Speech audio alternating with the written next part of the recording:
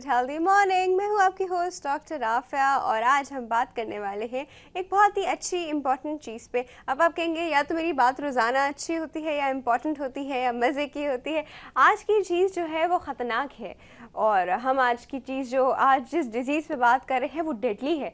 इसलिए क्योंकि जब उसकी प्रॉपर एहतियात नहीं होती, खैर एहतियात तो अगर किसी भी डिज़ीज़ में ना की जाए तो वो डेडली होता है, लेकिन ये वो सामान है जो हम अपने हाथों से तैयार करते हैं और अपने हाथों से उसको खाते हैं अपने, और खुश भी होते हैं खा खा के और रियलाइज़ नहीं करते कि हम अपने साथ क्या कर रहे हैं। और फिर जब उसके कॉन्सिक्वेंसेस यानी फूड पॉइजनिंग हमारे सामने आता है, जिसमें शदीद किस्म का पेट का दर्द होता है, उल्टियाँ लगी हुई होती हैं, बुखार भी हो रहा होता है, पेशेंट कंप्लीट बेड रेस्ट पे होता है, कभी कभी ड्रिप्स भी चढ़े हुए होते हैं, एंटीबायोटिक के भी ड्रिप्स चढ़े हुए होते हैं।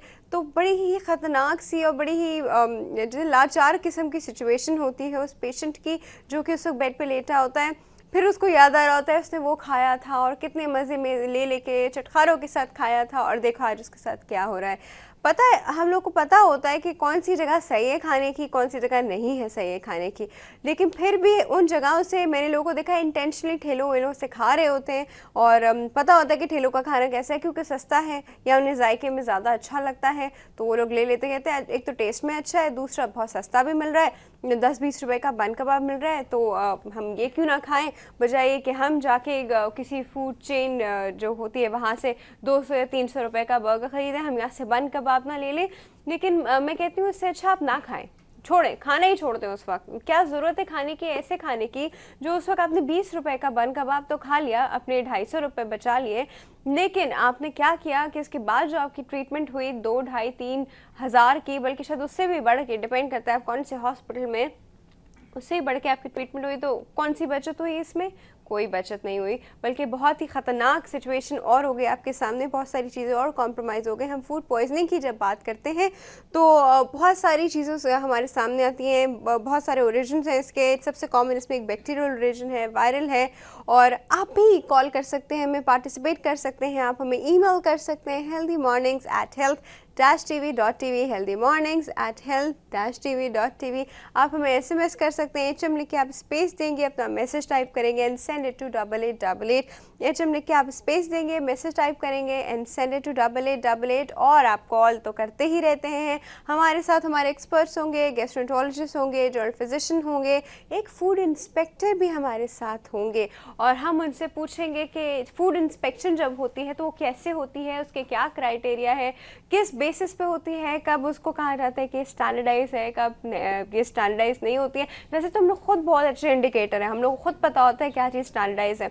अब मैं यहाँ पे आपको एक जो है ना इसका इंसिडेंस मैं आपके साथ शेयर करती हूँ। इस दुनिया में पर ईयर फूड पॉइजनिंग के जो पेशेंट्स होते हैं वो 10 आप कहते हैं 10 लोगों में से एक इंसान को उस साल फूड पॉइजनिंग हुई भी होती है। You know how many that makes? अगर आप पूरी पॉपुलेशन को देखें तो उसमें से हर 10 चलते हुए इंसानों में किसी एक इंसान को उस पूरे साल के ड्यूरेशन में एक बार ज़रूर उसको फूड पॉइजनिंग हुई होगी। तो कितना कॉमन है फूड पॉइजनिंग। और सबसे मज़े की बात है कि अवॉइडेबल है, एक ऐसी चीज़ जिसको हम अवॉइड कर सकते हैं, अपने आप को सेफ कर सकते हैं इस चीज़ से। एक जेपडी होती है, एक बहुत घर वाले भी परेशान होते हैं, आपकी भी हालत ऐसी हो रही होती है। एंड यहाँ पे मैं एक बात मेंशन कर दूँ, इसको बिल्कुल लाइटली ना लें, लोगों की इसमें डेथ भी हो जाती है। जी हाँ, क्योंकि जब ये चीज़ प्रॉपर्ली ट्रीट नहीं होती तो लोगों की इसमें डेथ तक हो जाती है। कभी कभी इतना कॉम्प्लिकेशन हो जाती है, इतना डायरिया हो जाता है, इतना आपका फ्लूइड लॉस हो जाता है कि इसको वापस से सही करना बहुत मुश्किल हो जाता है।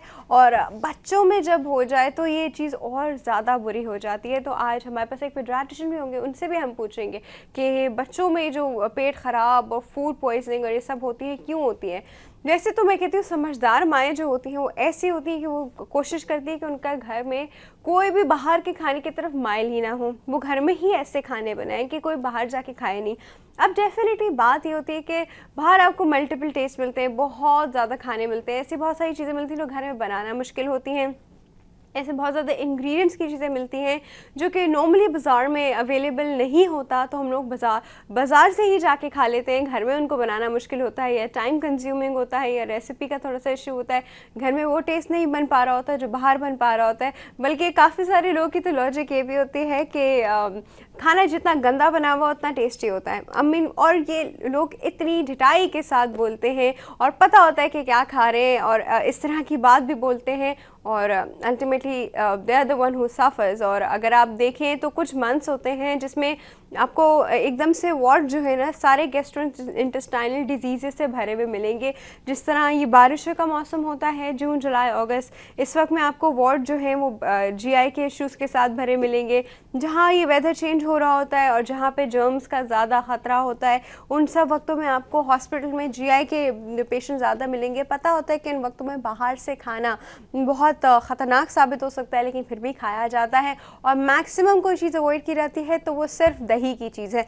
यहाँ मैं आपसे एक फैक्ट जो है वो शेयर करती हूँ। लोग कहते हैं कितना अच्छा खाना है, कितना अपीयरेंस कितनी इसकी अच्छी है, स्मेल कितनी अच्छी आ रही है, इसका लुक कितना अच्छा है। तो जो खाना इन्फेक्टेड होता है, आई शुड से वो खाना इन्फेक्टेड होता है, जो खाना इन्फेक्टेड होता है उसमें जो बैक्टीरिया होते हैं उससे ना उसकी टेस्ट चेंज होता है, ना उसका स्मेल चेंज होता है, ना उसकी अपीयरेंस चेंज होती है। तो वो खाना बताएगा नहीं कि मेरे अंदर बैक्टीरिया है। ये हम लोग को पता होना चाहिए कि सोर्स से आया है या किन किन चीज़ों से आया है, तो ये कंटामिनेटेड हो सकता है, ये इन्फेक्टेड हो सकता है, लेकिन हम लोग पता भी होता है तो भी इग्नोर करते हैं। दूसरी जो बात मैं करना चाह रही हूँ कि सिर्फ खाना बनाने का प्रोसेस जो है हम इसको ब्लेम नहीं करते, ये एक स्टेप वाइज प्रोसेस है।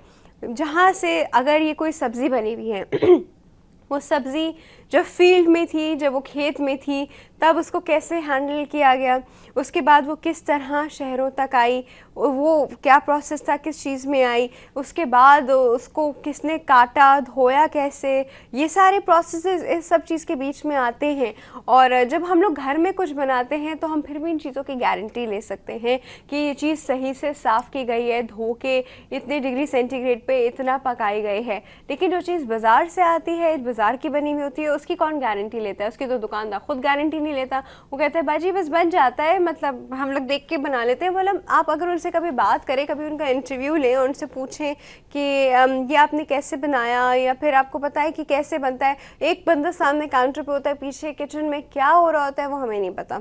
अगर हम कभी किचन के हालात जाके देखें, जो कि मैं आपको बताऊँ हर कस्टमर का राइट है कि अगर आप उस खाने के लिए पे कर रहे हैं तो आप जाके ज़रा उसके पीछे किचन में देखें कि वो खाना बन कैसे रहा है। हमारे यहाँ लोगों को पता ही नहीं कि वो खाना कैसे बन रहा है, जो वो मज़े ले लेके सामने खा रहे हैं। और अगर आप कभी पीछे किचन में जाके देखें तो आधे ज़्यादा लोग तो शायद वो देख के ही वॉमिट कर दें। कहीं कॉकरोच चल रहा होता है, कहीं चुपकली खड़ी हुई होती है, कहीं मतलब चुपकी भी होती है, खड़ी हुई तो खैर नहीं होती, वो उसका खड़ा होना होता है एनीवे। तो और मक्खियाँ भी साथ में बन रही होती हैं, मच्छर भी होते हैं, और अजीब अजीब से उनके हाथ होते हैं जो उन्होंने जगह जगहों पे लगाए हुए होते हैं। सब चीज़ों से खाना बन रहा होता है। इतनी डिस्गस्टिंग सिचुएशन होती है।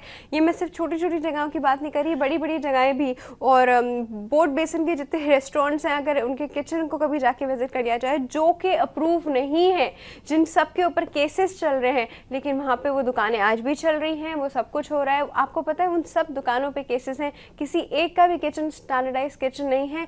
ये सारी हकीकत हम आपके सामने आज लाएंगे। अभी चलते हैं, एक पैकेज देखते हैं, पैकेज के बाद हम और इस पे बात करते हैं। Stay tune.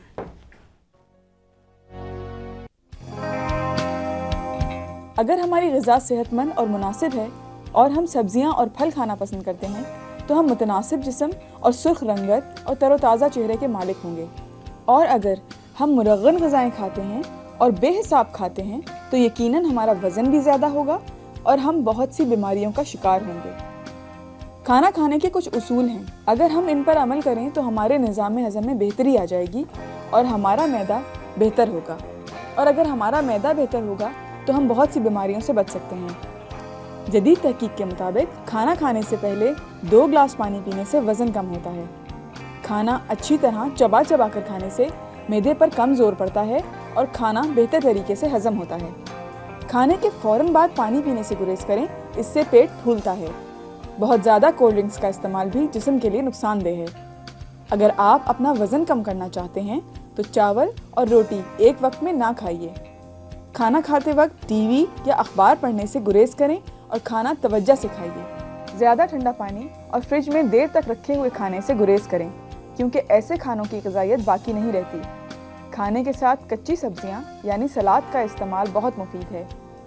खाना खाने के फ़ौरन बाद लेटने या ज़्यादा तेज़ चलने से मैदे पर बहुत बुरा असर पड़ सकता है। खाना खाने के फ़ौरन बाद नहाने से भी गुरेज करना चाहिए।